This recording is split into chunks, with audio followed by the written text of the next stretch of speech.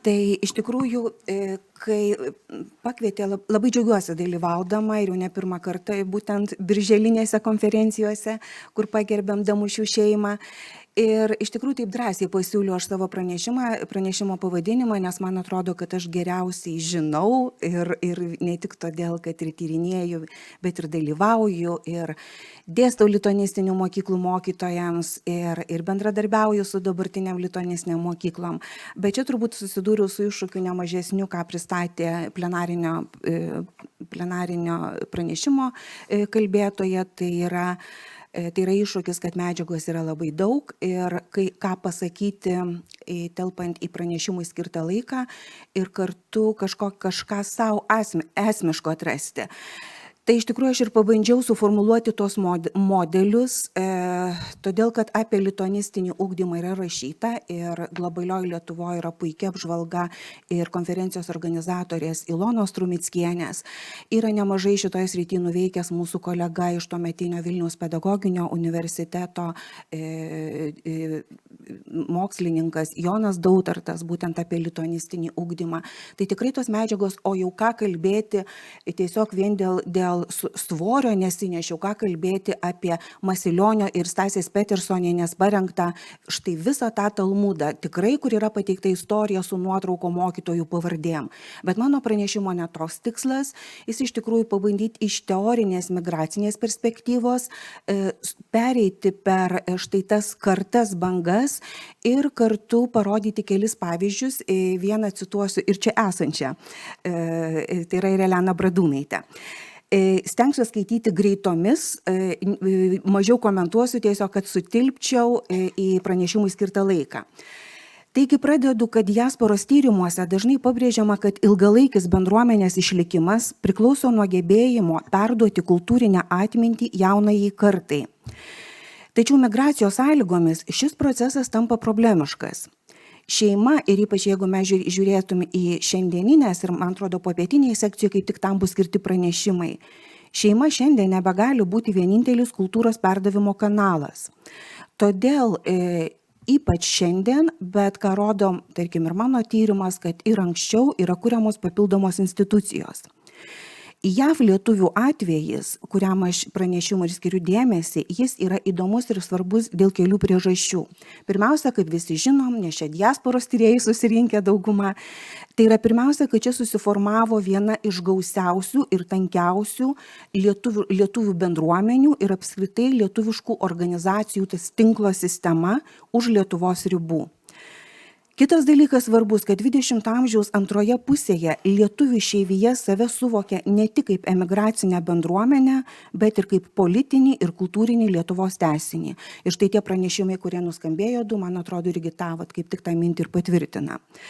Ir trečias svarbus dalykas, kad po 90-ųjų, kai kalbam jau apie kitą bangą, pati sistema, tame tarpe ir jaunimo ugdymo švietimo sistema, ji patiria esminę transformaciją.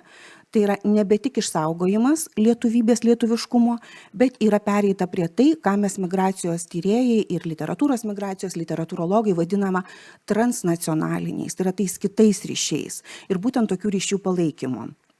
Taigi pranešime pristatysiu, kaip skirtingais laikotarpiais, tikrai apžvelgdama, taip prabėgdama, gal sakyčiau, buvo modeliuojamas lietuviškumas būtent JAV lietuvių diasporos jaunimo ugdymo sistemose. Ir klausimai, kuriuos aš bandau kelti, tai nereiškia, kad aš pranešime juos atsakysiu, aš labai tikiuosi, kad straipsnis pasirodys, tai tada jau bus jis ir platesnis, ir išsamesnis, bet iš tikrųjų tie klausimai, kurie ir man kyla, tai kokios institucijos atliko tą pagrindinį vaidmenį, kaip ta samprata lietuviškumo skiriasi tarp kartų, kaip apskritai asimiliacijos, globalizacijos procesus yra reaguojama.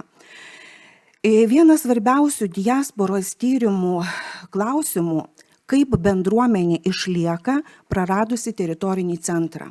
Ir tas klausimas jis keliamas visų migracijos ir diasporos tyrėjų.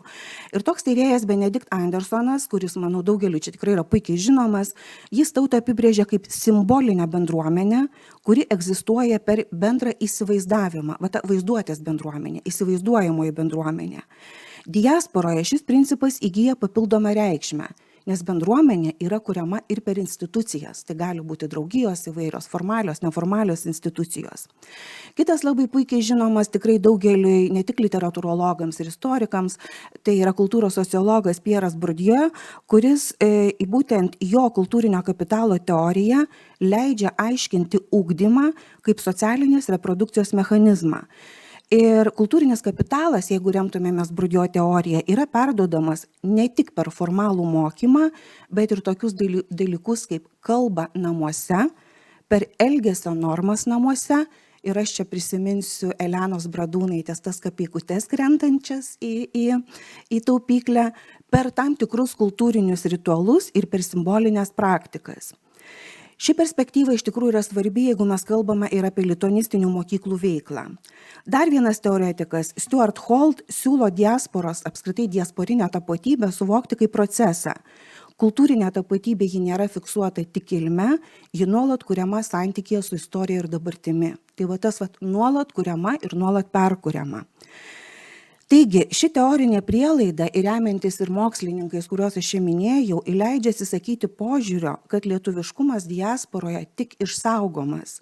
Veikiau jis yra kuriamas, perkuriamas iš naujo. Kiekvieną kartą iš naujo apmąstant ir ypač tai liudija 21 amžiaus pačių naujausių mokyklų patirtis. Pirmosios didesnės lietuvių migracijos į Jungtines Amerikos valstijas bangos XIX amžiaus pabaigoje sukūrė visiškai naują sociokultūrinę situaciją. Lietuvių bendruomenė pirmą kartą istorijoje turėjo palaikyti kolektyvinę tapatybę ne teritorijoje, o migracinėje aplinkoje. Tai štai mes jau užsimenam apie tą pačią ankstyvąją, net ne nuo XIX amžiaus pabaigos, bet iš esmės nuo XIX amžiaus vidurio iki XX amžiaus pradžios. Ši pati pirmoji banga, pirmoji ta migracijos banga, ji skirtingai nei vėlesnės politinės migracijos grupės, tai yra tie ankstyvieji migrantai, dažniausiai jie neplanavo ilgalaikio kultūrinio projekto, nes pagrindiniai jų tikslai buvo ekonominis stabilumas ir įsitvirtinimas tam tikras, tai yra svetimoje žemėje. Ir vis dėlto, ką galima matyti, kad jau anksti išryškėjo poreikis kurti institucijas, kurios galėtų palaikyti kalbą, religinį ir etninį solidarumą. Todėl ankstyvajame, apie kurį jau užsiminta buvo ir pirmajame pranešime, štai tame grynorių etape galima kalbėti, ką aš išskiriu, religinį etninį ugdymo modelį. Ir žinoma, kad tą puikiausiai atspindi parapijinės mokyklos. Tai yra parapijinės mokyklos po motinos mokyklos, va toje istorinėje Lietuvoje, jos tampa pirmąją lietuviškumo ugdymo formą. Ir štai aš kelias esu citatas padėjus įkelus iš puikiai visiems žinomo, tai yra ir kunigo Jono Žiliaus Amerikos lietuvių. Tai štai, kad yra prie bažnyčios Šamokinė atidaryta parapijinė mokykla, bet mokytojai vietą apleidus, mokinimas tom tarpu liko sustabdytas. Dar įdomesnis yra ištrauka iš ten pat, yra apie Karmelio mokyklą, tai yra, kad mokslainė prie parapijos atidaryta 1894, vaikučiai buvo kviečiami, kad eitų mokinti su batomis, kad publiškos mokslainės nelanko. Ir toliau yra apie Pitstoną, tai yra parapijinė mokslainė Pitstone, buvo užvesta per kunigą Zlotorinską, lanko apie 90 vaikų, mokino vargamestra, dėl pamokinimo angliškos kalbos ateidavo iš airių mokslainės. Ir čia nuotrauka taip pat yra būtent iš Karmelio, kuri yra įsteigta 1905 metais. Jau minėtas kunigas Žilius veikale Lietuviai Amerikoje, jis kaip tik išskiria tą ugdymo pradmenis. Dabartinėse mūsų parapinėse mokslainėse mokytojai pramokina vaikučius šiek tiek rašyti, skaityti, išmokina dalykus tikėjimo, duoda pradžią, o paskui po metų arba 2 mokslo tėvai siunčia juos į publiškas iškalas. Ir parapijose, kur su vis mokslainių nėra, yra taip vadinamos nedėlinės iškalos, kur vietinis kunigas su pagalba kelių saugusių ir taip toliau. Tai yra iš tikrųjų ta citata. Taigi, su antraja, tai yra tai, ką mes žinome puikiai kaip dipukų karta, pradeda formuotis nauja nuostata. Lietuviškumas turi būti ne tik paveldimas, tai yra ne tik tas iš šeimos į kartą, kaip tėvų, kaip protėvių, bet ir nuolat ugdomas. Ir ši idėja taps esminė pokario laikotarpiu. Skirtingai nuo pirmosios migrantų bangos, dipukai save laiko ne ekonominiais migrantais, ką vėlgi puikiai žinome, o tai yra priverstiniais tremtiniais. Ir ši savivoka, kad tas priverstinis pabėgimas, priverstinis pasitraukimas, iš tikrųjų keičia tiesiogiai ir jaunimo ugdymo tikslus. Kultūros išsaugojimas, jis tampa ne bendruomeninių poreikių, o moralinė ir politinė pareiga. Ir aš čia pasiremiu Vytauto Kavolio labai tiksliai citata, tai yra, kai jis šią laikyseną, tą pareigos laikyseną, įsipareigojimo, jis ir apibūdino, kad tai yra istorinės atsakomybės kultūra, tai yra jaunimo ugdymas įsipareigojant. Tai yra diaspora suvokiama kaip ta laikinoji tautos reprezentacija. Dar kas yra svarbu, kad šiuo laikotarpiu yra pradedamas iš esmės sistemingas lituanistinio švietimo kūrimas. Ir štai iš esmės mokyklos JAV lituanistinės, kurios teigėsi jau persikėlus iš DP stovyklų į Šiaurės Ameriką, konkrečiai į JAV, tai yra po 50-ųjų metų, jos iš esmės kuriamos ne kaip papildoma kalbos mokykla, kad tik išmoktų kalbos. Jos lituanistinio ugdymo ar lituanistinio mokyklų funkcija yra daug gilesnė, tai yra kalba, istorija, kultūra ir būtent bendruomenės įsipareigojimas, apie ką kalba ir Kavolis. Taigi, lituanistinė mokykla, jinai matoma kaip tam tikra tautinė institucija, bet dar yra svarbiau, kad lituanistinė mokykla yra matoma ir kaip simbolinė Lietuvos teritorija. Tai yra tos Lietuvos, kuri yra nepasiekiama, apie kurią žinių yra mažai, tai yra tas toks irgi savotiškai tas perkelimas. Taip. Ir turbūt yra labai svarbu paminėti prelato Mykolo Krupavičiaus 66 metais, kaip tik šie metai yra minimi ne viename pranešime, jo drauge yra publikuoti tokį trikdžiai, su kuo susiduriama, norint išlaikyti lietuvybę ir būtent su kuo susiduriama tame lituanistinėme ugdyme. Ir tiesiog citata, kad vaikams nutautinti yra vartojama organizuota prievarta. Mokyklinio amžiaus jaunimui nebesakomi lietuviški pamokslai, religijos mokama svetima kalba, kapelionai kalbina mokinius tik angliškai, jų lietuviškus vardus keičia į angliškus, apie tėvynę ir tėvus dažnai kalba pažeminančiai ir mokyklose nedainuoti lietuviškai draudžiama. Tuo tarpu, jeigu pažiūrėtumėm į programas ir nemažai programų yra ir suskaitmeninta paskelbta, jos buvo publikuotos ir spaudoje, šiuolaikinių dabartinių mokyklų programos, ypač Čikagos mokyklos programa, tai apskritai yra atvira ir visiems pasiekiama. Tai nežiūrint to, lituanistinėse, ypač aštadieninėse programuose labai aiškiai buvo lietuvių literatūra, istorija, geografija pagrindiniai dalykai, tautinis menas ir žinoma politinės okupacijos temos, kurios sujungia. Ir dar kas svarbu, kad iš esmės pagrindiniuose JAV švietimo dokumentuose, nes štai šitoje skaidrėje kaip tik ir esu įrašius, kad yra įkuriama ir Amerikos lietuvių mokytojų sąjunga, 58 metais pedagoginis lituanistikos institutas, kuris buvo tikslas rengti mokytojus būtent diasporai, toliau pradeda veikti centrinė švietimo taryba. Tai iš tikrųjų štai švietimo tarybos dokumentuose išryškėja siekis, cituoju, ugdyti lietuvį, galinti gyventi svetur, neprarandant tautinio sąmoningumo. Tai irgi reglamentuoja dokumentai. Jeigu žvelgtumėm, tai turbūt ta transformacija kaip įvyksta, kad pirmosios grynorių tos bangos ugdymas, lituanistinės, apskritai jaunimo ugdymas, vis tik orientavosi į bendruomenės išlikimą. Tai yra į jauno išlikimą, išmokti, kad jis galėtų skaičiuoti, skaityti. O tuo tarpu štai ši mūsų intelektualų DP banga, čia ugdymas orientuojasi į tautos tęstinumą savotiškai svetimoje teritorijoje. Taigi, analizuojant lituanistinių mokyklų leidinius, matyti, kad mokykla yra suvokiama kaip simbolinė Lietuvos erdvė. Todėl ir pamokose stengiamasi jaunimui sukurti specifinę kultūrinę aplinką. Tai yra per Lietuvos valstybinių švenčių šventimą, per tam tikrų meninių veiklų organizavimą, per nuolat vartojamą lietuvių kalbą. Ypač svarbus vaidmuo teko literatūros mokymui ir išeivijos dažname pedagoginėme leidinyje yra pabrėžiama, kad literatūra turi ne tik estetinę, bet ir būtent tą tautinę funkciją, pilietinę funkciją. Mokyklos ir literatūros kūriniai, kurie buvo parengti mokyklos programuose, kurie tą idealizuotą Lietuvos vaizdinį. Ir tai nebuvo tik geografinė vieta, tai veikiau buvo kultūrinė atmintis. Ir iš tikrųjų paėmiau kelis pavyzdžius, kad būtų ne tik tas sausas mano teorinis kalbėjimas, kalbant apie modelius, bet ir kelis pavyzdžius puikiai mums gerai žinomų rašytojų, kurie nekartą ne viename interviu ir ne tik interviu, beje ir savo autobiografinio pobūdžio tekstuose kalba apie štai tą lietuviškumo ugdymą ir apskritai apie jaunimo ugdymą mokyklose. Tai štai pavyzdžiui, Antano Šileikos prisiminimuose lituanistinė mokykla pasirodo ne kaip idealizuota institucija, bet kaip kasdienė, varginanti, bet labai svarbi lietuviškos tapatybės išlaikymo vieta. Ir čia kelios citatos yra ir iš Basakojo Bingo pranešėjo, kur Antanas rašo ir iš jo interviu. Mes lankėme lietuvišką šeštadieninę mokyklą Toronte, bet nebuvome geri mokiniai. Linksniavimas ir kaitimas man iki šiol yra tikra kančia, o kiekvieną kartą pagalvojęs apie U nosinę, U brūkšnį, I ilgąją ir I nosinę raidės net prakaitų išmuša. Su tėvais prie vakarienės stalo kalbėdavau lietuviškai, bet su broliais angliškai.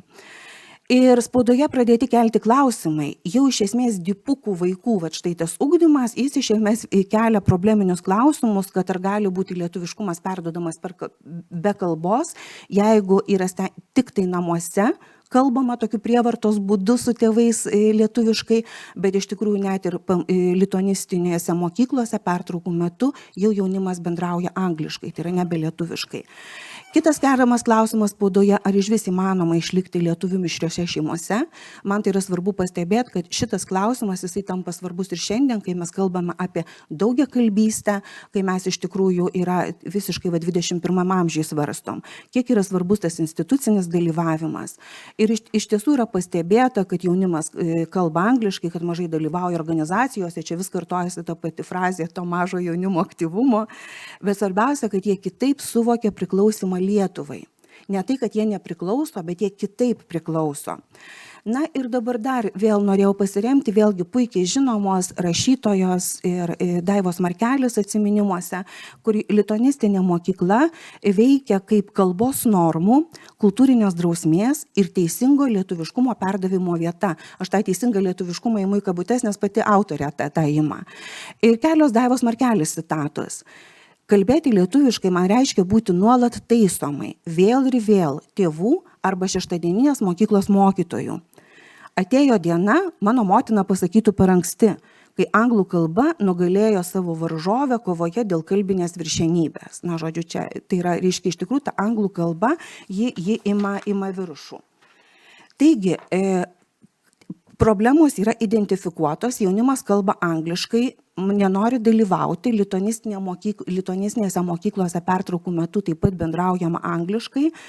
Ir tuo metu mes galime matyti, galima pastebėti, kad štai tas modelis lituanistinės šeštadieninės mokyklos, jis tampa dažnam kaip prievartos būdu ir kad jis tarsi pradeda prarasti universalumą, aktualumą. O vis tik lietuviškumo perdavimas labai svarbus ir priklauso ir nuo pasirinkimo. Ir va šita transformacija, kuri pastebėta ir spaudoje, sudaro prielaidas naujam etapui, tai yra jaunimo organizacijų ugdymo modeliai. Ir iš tikrųjų 20 amžiaus antroje pusėje JAV lietuvių diasporoje išryškėjo ta nauja problema, tai yra kai formalus tas vadinamas šeštadieninis lituanistinis ugdymas nebebuvo pakankamas užtikrinti ilgalaikį jaunimo dalyvavimą bendruomenėje. Ir nors šeštadieninės mokyklos buvo labai svarbios, tačiau kas pastebima, kad jaunuoliai, ypač tas antros, trečios, jie vis mažiau, vis lietuviškai kalba vis silpniau, tačiau tai nebūtinai reiškia, kad jie nutraukia kultūrinį ryšį su tėvų ir senelių kraštu. Ir šioje situacijoje galima kalbėti, kad jaunimo organizacijos, kurios buvo minėtos ir šiandien, skautai, ateitininkai, jaunimo sąjunga, jos savotiškai tampa tuo alternatyviu ugdymo modeliu, kuris grindžiamas ne tiek mokymu, kiek dalyvavimu. Tai yra svarbu dalyvauti toje veikloje. Ir jaunimo organizacijos tapo erdve, kurioje lietuviškumas buvo ne tiek dėstomas iš mokytojo pozicijos, kiek patiriamas pačių jaunuolių. Ir JAV lietuvių diasporoje susiformavo labai platus jaunimo organizacijų tinklas, kaip ir minėjau, ir skautai, ateitininkai, Pasaulio lietuvių jaunimo sąjunga ir daugelis kitų, kurios kūrė savitą kultūrinę aplinką ir kur lietuviškumas būtent čia tapdavo kasdienės patirties dalimi.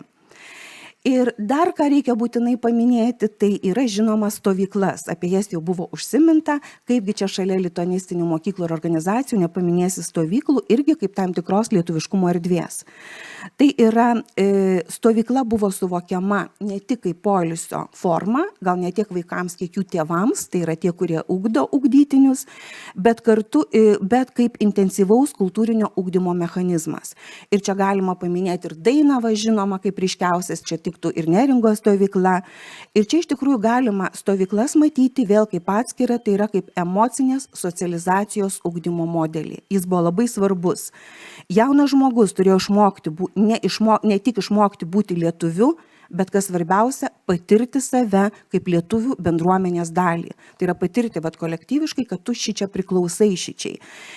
Ir dar turbūt būtina paminėti labai trumpai, kad čia įrašiau kaip vieną iš ir apie ką prieš mane kalbėjęs pranešėjas užsiminė, kad iš tikrųjų šalto karo laikotarpiu jaunimo organizacijos, tos, kurios irgi patenka į tą kitokio, ne tik mokyklos ugdymo modelį, jos atliko labai svarbią ir politinio ugdymo funkciją.